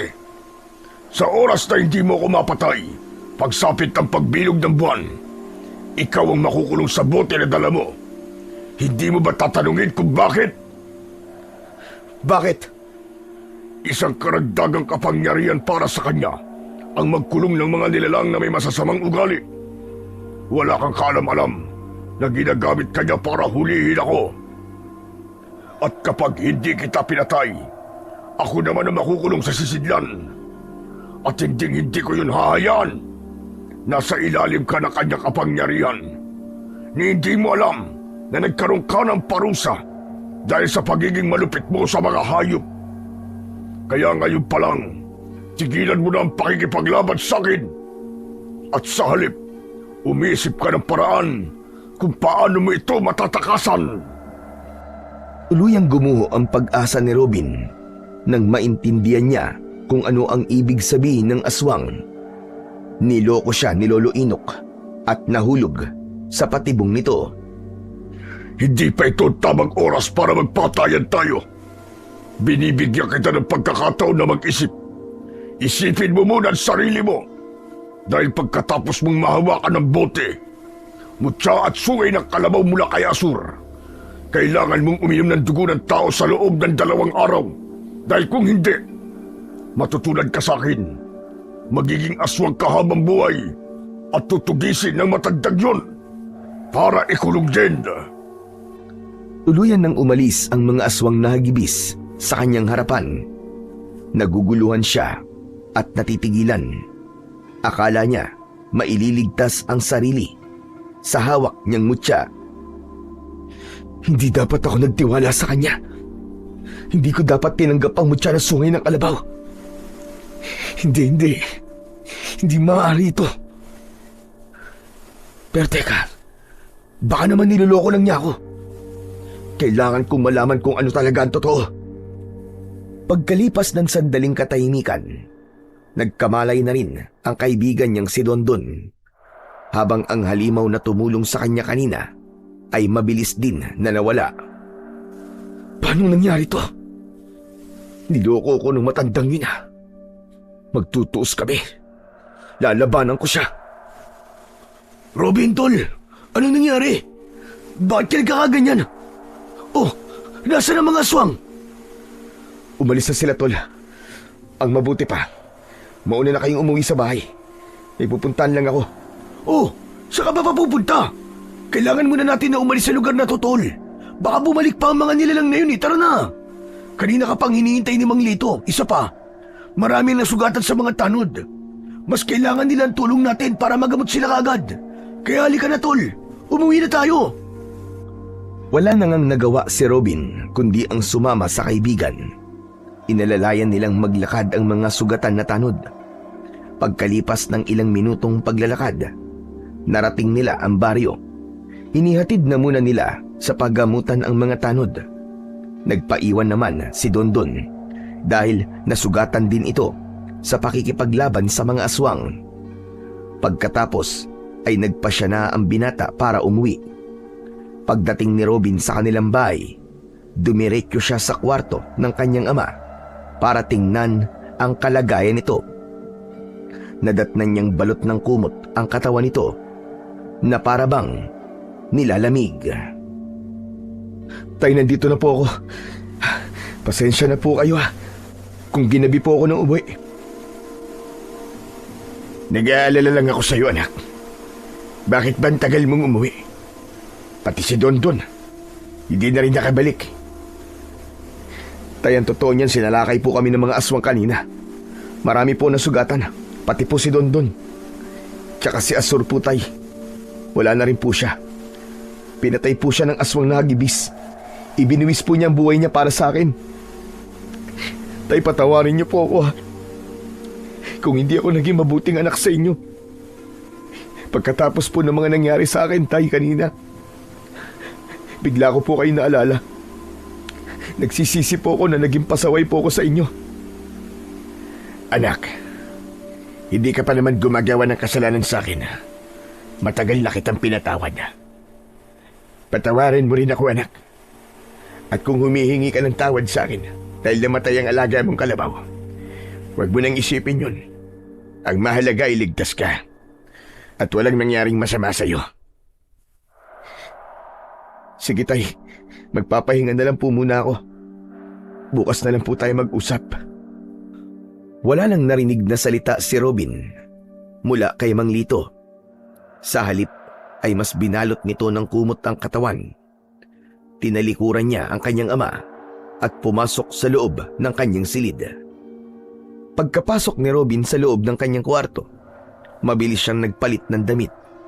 Saka nahiga sa katre na gawa sa kawayan. Dala ng pagod ay agad na nakatulog ang binata. Kinabukasan ay nagising si Robin sa malakas na pagtawag ni Dondon mula sa labas ng kanilang bahay. Napabalikwas siya ng bangon. Agad siyang lumabas ng bahay at hinarap ang kaibigan. Butil-butil ang pawis nito sa noo na hinahabol ang sariling hininga. Robin! Robin, bilisan mo! Sumama ka sa akin! Ha? Bakit, tol? Saan tayo pupunta? Tsaka mukhang hingal na hingal ka. Ano ba nangyayari? May sumira ng mga pananim nyo. Halika, sumama ka sa akin, tol. Ikaw na ang umusga. Huwag mo na lang isama si Manlito. Baka lumala pa ang sugat niya. Tara na. Bilisan mo na, tol. Pablot na hinila ni Dondon si Robin. Mabilis silang tumakbo papunta sa kinaroroonan ng kanilang palayan. Pagkalipas ng ilang minutong pagtakbo, narating nila ang bukid. Tumambad sa kanilang paningin ang nangyari sa kanilang mga tanim. Wala na ang bunga ng mga palay. Ang gitna ng taniman, maraming nagkalat na lamang loob ng mga tao at hayop. Pati ang mga nakikiisyoso sa lugar ay hindi rin makapaniwala sa mga nasaksihan. O di ba? Nakita mo na? Sabi ng matatanda, masamang pangitain daw to. Isang palatandaan ng muling pagsalakay ng mga kampo ng kadiliman. Ibig sabihin nito, may banta sa buhay nyo, tol. Sa dinami-rami ng kanilang sisirain, palayan pa namin ang napili nila. Pagsasayang ng pagkain ang tawag dito. Hindi pangitain. Alam na ba to ni Kapitan? Tol, wala na rin si Kapitan. Kasama siya sa mga pinatay na mga aswang kagabi. Ang mga katawan na nagkalat dyan sa palayan nyo, sila ang pamilya ni Kapitan. Wala nang tutulong sa atin, Robin. Gulat na napatingin si Robin sa mukha ng kanyang kaibigan. Hindi siya makapaniwalang nangyari ang lahat ng yon sa isang gabi lang. Isa-isang pinulot ng mga tao ang nagkaluray-luray na katawan ng mga biktima habang inilalagay yon sa sako. Umalingasaw rin ang mabahong amoy mula sa dugong nagkalat sa lupa. Hindi na nakatiis si Robin. Nakiusap siya sa mga taong naroroon. Mga kasama, makinig kayong lahat sa akin. Sa mga panahon na to, kailangan natin magtulungan. Kung di tayo kikilos, mauubos tayong lahat ng mga aswang na yon. Panahon na para tayo naman ang tumugi sa kanila. Umatras ang mga taong nakikiusyoso nang marinig ang sinabi ni Robin. Hindi nila gustong lumaban. Takot na sila dahil sa nakitang katawan ng mga biktima. Umalis ang mga ito sa kanilang harapan. Naiwan silang dalawa ng kaibigan niyang si Dondon. Wala na tayong magagawa, tol. Natakot sila sa kanilang mga nasaksihan. Nakita mo naman siguro ang mga mukha nila. Kung ganun, ako na mismo ang kikilos. Hindi ko maaaring palampasin ang ginawa ng mga aswang nagibis. Kung walang lalaban sa kanila, mauubos tayong lahat dito. Teka, saan ka pupunta, tol? Mapanganib ba naiisip mong gawin? Nakita mo naman, di ba, kung gaano sila kalakas. Ang mga tanod na nakasama natin kagabi, lahat sila'y takot na rin sumama sa atin sa gubat. Lahat sila nagkukulong na lang sa bahay at hindi na makausap dahil sa labis sa takot. Tol, paano ko mapahama ka? Dondon, hindi na ako takot mamatay. Mas takot ako kapag wala akong ginawa habang unti-unting inuubos ng mga aswang na yun ang lahat ng tao rito sa baryo natin. Kung di ka magpapapigil, tol, sasama ako sa'yo. Hindi ka maaaring mag-isa sa laban na to. Walang iwanan. Magkaibigan tayo, di ba? Kailangan ko munang umalis. May kakausapin lang ako, tol. Sige na, umuwi ka na muna sa inyo. Pupuntahan na lang kita kapag maayos na ang lahat. O sige, mag-iingat ka. Magkita na lang tayo. Pero habang wala ka, maghahanap ako ng mga tao na makakasama natin sa pagroronda mamayang gabi. Isang tango lang ang itinugon ni Robin sa sinabi ng kanyang kaibigan na si Dondon.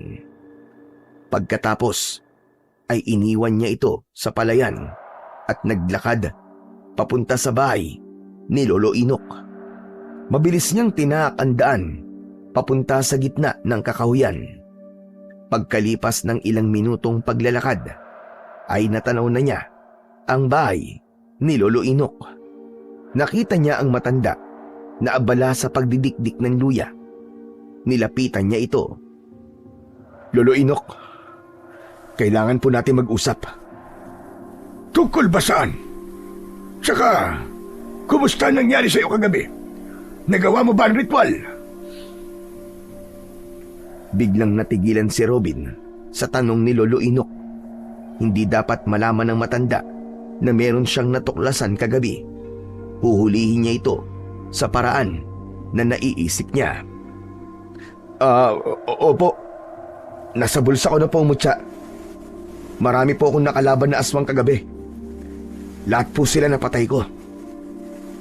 Pero Lolo Inok, ang hindi ko po maintindihan, biglang naglaho ang lahat ng mga ibinigay niyo sa akin. Maliban sa mutya na nasa bulso ko. Bakit po nangyari yun? Dahil hindi mo pa nakokontrol ang kapangyarihan ng mutya. Halika, sumunod ka sa akin. May ipapakita ako sa'yo. Tumayo si Lolo Inok at pumasok sa loob ng bahay. Kasunod si Robin. Kailangan niyang gawin yun para malaman kung ano ang totoong motibo ng matanda sa pagtulong sa kanya. Pagpasok niya sa loob ay tumambad sa kanyang paningin ang nakabukas na aparador. Tumigil ang matanda sa tapat nito.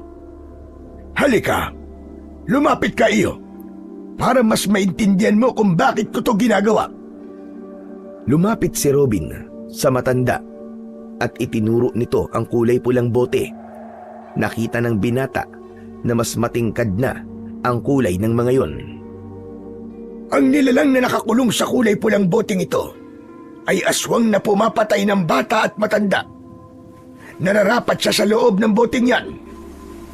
Ang nangyayari sa enerhiyang nakukulong dyan ay unti-unti siyang pinapatay. Kung ano ang ginawa niya sa kanyang kapwa, ay yun din ang mangyayari sa kanya sa loob ng bote. Hindi po ako halos makapaniwala na magkakasya ang kanyang enerhiya sa loob ng boteng yan. Walang imposible sa kapangyarihang taglay ng bote, Robin. Sinasabi ko sa iyo ang lahat ng ito para malaman mo na karapat-dapat silang parusahan at makulong dyan. Pero Lolo Inok, tanong lang po, paano naman po ang mga tao na malupit sa mga hayop? Saan po sila makukulong? Sa kulay asul na bote, nakagaya ng hawak mo, diyan sila makukulong. Lahat ng kumakain ng tao o hayop, pati ng nagiging malupit sa hayop, siya ang ikinukulong sa boteng nasa iyo. Magpapakita ang bote sa kamay mo sa oras na kaya mo nang kontrolin ang kapangyarihan mo. Kagaya ng sungay ng kalabaw. Unti-unti nang nagiging malinaw kay Robin ang lahat. Napansin niya na merong iba pang bote na naroroon. Hindi na siya nakapagtanong dahil isinara na ng matanda ang pinto ng aparador. Halika rito. Maupo ka. Lolo Inok, bakit niyo po ba ginagawa to? Bakit parang sobra ang galit niyo sa masasamang nilalang? Dahil itinakwil ako ng sarili kong pamilya. Itinuring nila akong masamang nilalang. Pinagmalupitan nila ako dahil ang buong akala nila ay ako ang aswang na pumapatay sa mga tao. Dala ng labis na sama ng loob ko, isinumpa kong papatayin ko ang lahat ng mga aswang. Pinag-aralan ko ang paggawa ng sagradong kulungan dahil gusto ko silang gantihan lahat. Naging isa akong manunugis ng mga aswang. Ipinangako ko sa sarili ko na wala akong ititira sa kanilang lahat. Kaya kapag nakumpleto na ang bote sa loob ng aparador, babalik ako at itatapon ko sa kanilang harapan ng mga bote na yan. Patutunayan ko na nagkamali sila sa paghusga sa akin. Ang ibig niyo po bang sabihin, ang bote pong nasa akin, ang kukumpleto sa naipon yung enerhiya ng mga aswang? Tama ka. 2 hagibis ang dapat na makulong dyan, Robin. Kusang papasok ang kanilang enerhiya sa loob ng bote sa oras na masugatan mo sila gamit ang sungay ng kalabaw. Mag-iingat ka dahil susubukan nilang guluhin ang isip mo. Kahit na anong mangyari, huwag kang maniniwala sa mga sinasabi nila. Mas lalong nagulo ang isip ni Robin dahil sa sinabi na yon ni Lolo Inok. Hindi niya alam kung sino ba talaga ang dapat niyang paniwalaan. Sige po, gagawin ko po ang lahat para matulungan kayo. Maraming salamat, Robin. Una pa lang, ay alam ko nang ikaw ang makakatulong sa akin. Sige Lolo Inok, kailangan ko na pong umuwi. Baka hinahanap na po ako ni tatay eh. O siya, sige. Ikaw ang bahala. Mag-iingat ka. Huwag mong kalimutan ang mga paalala ko sa'yo. Pagkatapos magpaalam, ay umalis na si Robin. Pagkaraan ng ilang minutong paglalakad, narating ng binata ang kanilang tirahan. Diretso siya sa silid ni Mang Lito na hindi pa rin bumabangon sa kinahihigaan. Tay, nandito na po ako. Tay, kumusta na po ang pakiramdam nyo? Maayos na ang pakiramdam ko, anak. Kailangan ko lang siguro magpahinga. Akma na sanang tatayo si Robin nang biglang lumitaw ang sandata sa kanyang mga kamay. Napalingon siya sa gawi ni Mang Lito. Bumundol ang kaba sa kanyang dibdib. Tay! Diyos ko! Bakit, Robin? May problema ba, anak? Hindi na hinintay ni Robin na magsalita si Mang Lito. Inalis niya ang kumot na nakataklob sa katawan ng kanyang ama. Tumambad sa kanyang paningin ang katawan nito. Walang sugat at malakas ang pangangatawan. Maaaring maloko niyo ang paningin ng mga tao, pero hindi ang mga mata ng tao may hawak ng mutya na sungay ng kalabaw. Tay, isa kang aswang na hagibis. Tama ba? Isa ka sa mga nilalang na hinahanap ni Lolo Inok. Napaawang ang bibig ni Mang Lito. Bumakas ang takot sa anyo nito. Lumapit ito sa kanya. Paano mong nalaman, anak? Pagmasdan mo, tay. Pagmasdan mo. Hindi po ba't nakikita niyo po ang dalawang sungay ng kalabaw na nasa mga kamay ko? Kaya pala. Nang gabing pumasok ako sa loob ng kwarto niyo, nagbalot kayo ng kumot para hindi ko makita ang totoong itsura ng katawan niyo. At dahil hindi ko pa nakokontrol ang kapangyarihan ko, hindi ka kagad nakilala ng mutya. Imposible ito. Paano nangyari yun?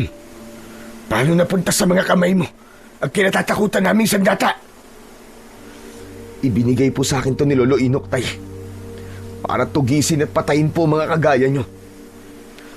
Kung kayo ang aswang, ikaw rin po ba ang nanakit sa akin kagabi? Hindi, anak. Dahil ako mismo ang nagligtas sa iyo kagabi. Naguguluhan na po ako, tay. Hindi ko na po alam ang gagawin ko. Litong-lito na ako. Anak, huminahon ka. Hindi kami masamang nilalang.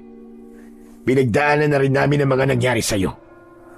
Bago kami naging aswang, naging manunugas din kami na kagaya mo. Kung hindi ako nagkakamali, hawak mo ang bote, tama ba? Opo, tay. Matandang babae rin ba nakausap mo? Ang nakausap ko po ay matandang lalaki. Si Lolo Inok po. Diyos ko, malakas na ang kanyang kapangyarihan dahil nagagawa niya na magpalit-palit ng muka. Alam niya na kung paano paiikutin ng taong mabibiktima niya. Sinabi rin ba niya sa'yo na kailangan mong humuli ng nilalang para ikulong dyan sa boteng hawak mo? Opo. Sinabi niya sa akin ng mga yan.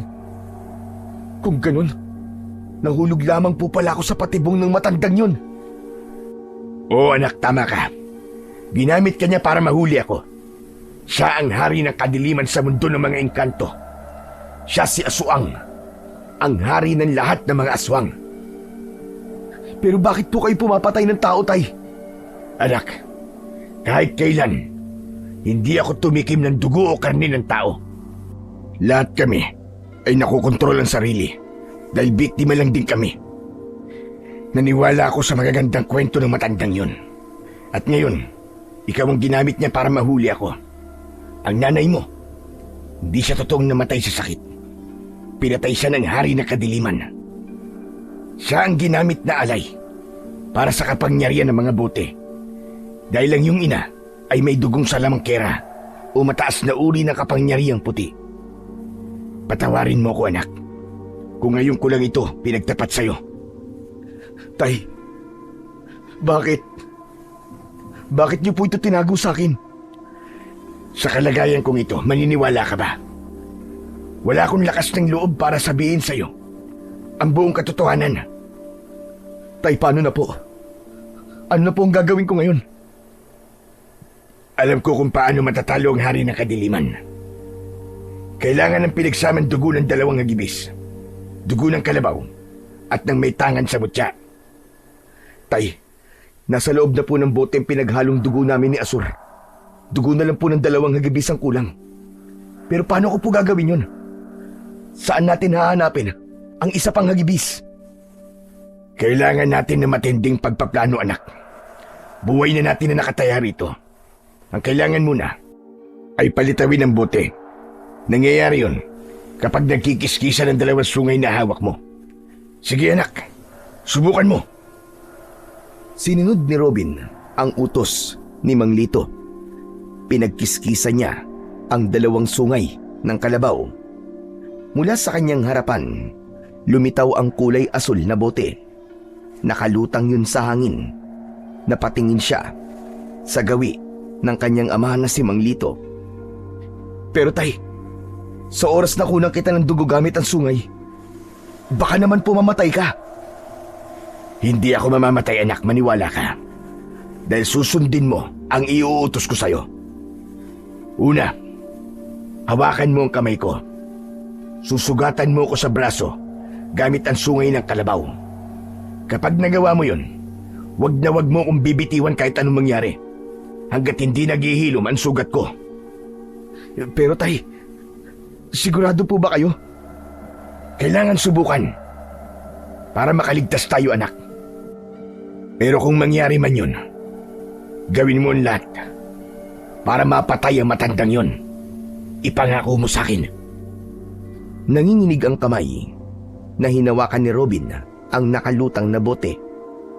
Binuksan niya ang takip at humarap sa kanyang ama.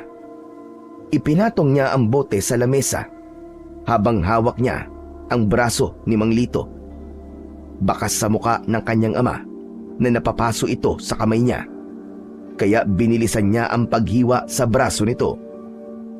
Pumatak ang dugo sa bibig ng bote. Hindi niya rin binitiwan ang kamay nito hanggat hindi naghihilom ang sugat ng kanyang ama. May kakayahan po pala kayo magpagaling ng sugat niyo, tay. Pati si Asur. Hindi po pala siya pangkaraniwang kalabaw. Kaya pala inatake ka niya dahil alam niya na ikaw ang matagal na nilang hinahanap. Ngayon na lamang po naging malinaw sa akin ang lahat, tay. Kung bakit pinatay ng aswang na si Agibis, si Asur.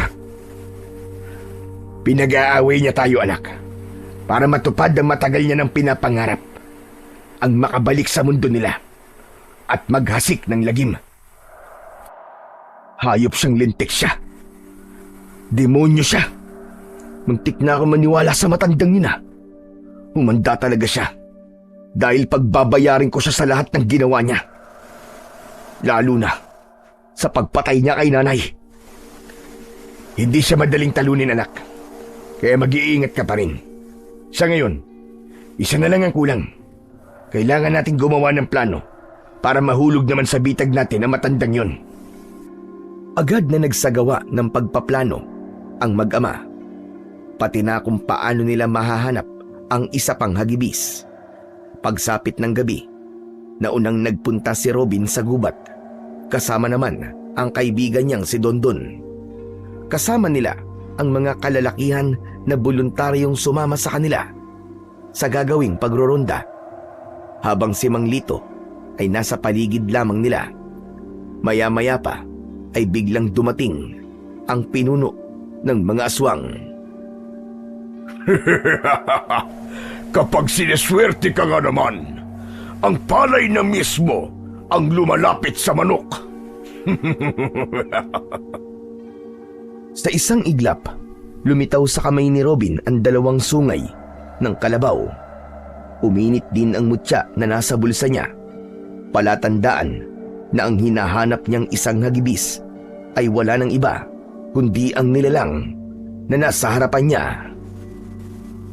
Tumigil ka! Alam kong ginagawa mo to para magiganti dahil sa nangyari sa'yo. Alam ko na hindi mo sinasadyang pumatay. Dahil kapag hindi mo yung ginawa, ikaw naman ang mamamatay. Lumapit ang halimaw sa harapan ni Robin na parang handa ng umatake. Pero hindi natakot ang binata. Matapang niyang nilabanan ang titig nito. Ilang sandali pa, dumating ang isang hagibis, ang kanyang ama. Nakatingin ito kay Robin. Kung ganun, nakausap na pala ni tatay ang halimaw na nasa harapan ko. At bahagi na lang ito ng pagkukunwari namin. Ayos! Gumana ang plano. Bulong sa sarili ni Robin, nagkunwari silang 3 na maglalaban. Sinadya ni Robin na huwag patamaan ng mga ito ng kanyang sandata. Hinayaan niyang bugbugin siya ng mga ito. Ang mga kalalakihan na kasama nila sa pagroronda ay kumaripas naman ng takbo dahil sa labis na takot. Naiwan si Dondon na nakatayo sa kanyang likuran habang nakatingin sa 2 hagibis. Itinaas ng binata ang 2 sungay ng kalabaw at pinagkiskisan yun. Sa isang iglap, lumitaw ang kulay asul na bote. Kinuha niya yon at binuksan. Sa kanilapitan ang 2. Ito na magiging katapusan nyo! Makukulong na kayong 2 sa boteng to! Ano pang hinihintay mo, Tol? Patayin mo na ang 2 yan! Bilisan mo! Akma na sanang sasaksakin ni Robin ang 2 hagibis nang bigla siyang pinigilan ni Dondon. Inagaw nito sa kamay niya ang kulay asul na bote. Sa lakas ng pagkakatabig nito sa kanyang kamay, tumalsik siya sa damuhan. Nagulat silang 3 sa biglang pagbabago ng anyo ni Dondon. Sa isang kisap mata, si Lolo Inok ang nakita nilang nakatayo sa kanilang harapan. Nakangisi habang may 2 sungay sa ulo, kahawig ng sungay ng kalabaw. Sa wakas, nahuli ko rin kayo! Akala ba ninyo ay di ko malalaman na gawa-gawa lamang ninyo ang paglalaban ninyo? Pambihira! Alam na ninyo kung paano ko tatalunin! Lumiwanag ang mga mata ni Lolo Inok at lumapit ito sa nakahigang si Robin. Naninigas ang buo niyang katawan dahil sa kapangyarihang taglay ni Lolo Inok. Babawiin ko ang mutya sa'yo! Traitor ka! Ikaw ang traidor, hayop ka! Ikaw si Dondon! Ginamit mo lang ako. Pinatay mo rin ang nanay ko. Magbabayad ka sa lahat ng ginawa mo sa pamilya ko! Siya pala ang pumatay kay Nancy. Ako mismo ang papatay sa kanya. Sinamantala ni Robin ang pagkakataon. Nilabanan niya ang malakas na mahika ni Lolo Inok. Iniangat ng binata ang kanyang kamao para suntukin ito sa muka. Tumilapon ito sa damuhan at agad na nilapitan ng 2 hagibis. Pinagtulungan ng mga ito na bugbugin ng matanda. Binawi ni Mang Lito ang kulay asul na bote kay Lolo Inok, pero biglang sinakal nito ang 2 aswang. Umangat ang mga paa nito sa lupa habang nagpupumiglas. Kung hindi mo kayang gawin Ako ang magkukulong sa kanila sa bote! Ibaba mo ang tatay ko, demonyo ka! Ako ang harapin mo!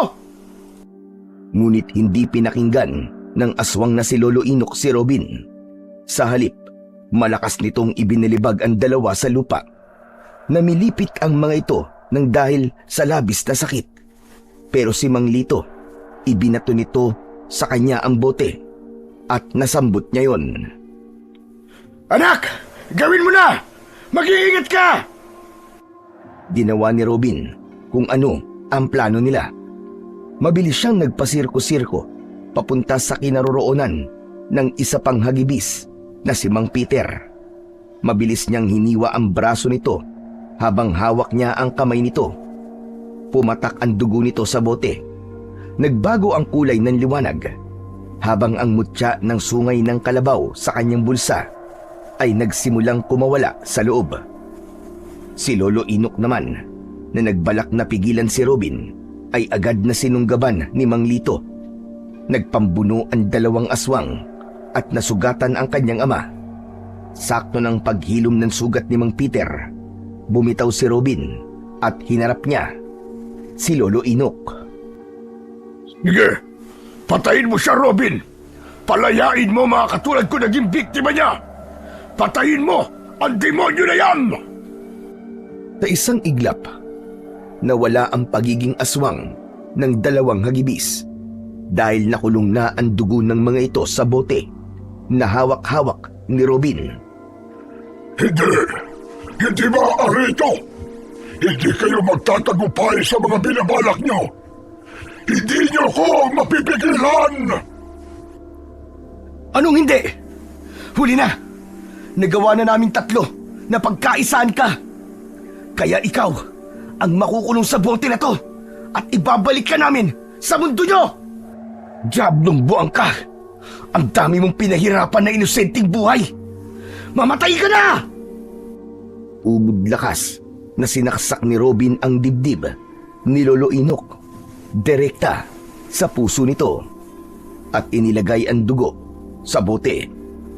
Kasunod ng pagdukot niya sa kanyang bulsa ng mutya ng sungay ng kalabaw, ibinaon niya mismo sa sugat ng matanda ang mutya ng sungay ng kalabaw. Paulit-ulit niyang binayo ang dibdib nito hanggang sa lumubog ang mutya sa loob mismo ng sugat nito. Sumuka ng malapot na itim na dugo ang matandang ermitanyo at nagkikikisay ang katawan. Lumayo si Robin. Pinanood niya kung paanong natunaw ang katawan ng matanda hanggang sa may lumabas na kulay itim na usok at pumasok sa nakabukas na bote. Kusang nagsara ang takip nun at naglaho sa kanilang paningin kasama ng dalawang sungay ng kalabaw. Nangihinang napaluhod naman sa lupa ang binatang si Robin. Agad namang lumapit sa kanya si Mang Peter at ang ama niya na si Mang Lito. Anak, ang galing mo! Nagawa mo, anak! Natalo mo ang hayop na yun! Pinagmamalaki kita! Salamat, Robin. Iniligtas mo kami. Ang galing mo. Natapos mo ang kasamaan niya. Ligtas na ang baryo natin. Wala na ang kadiliman. Payapa na ulit ang lahat. Ano na po ang mangyayari sa aparador po ni Lolo Inok? Muling magbubukas ang aparador. Makakalaya ang lahat ng mga nakakulong sa bote. Matatahimik na ang kanilang kaluluwa. Matitira lang ang bote na naglalaman ng dugo nating apat.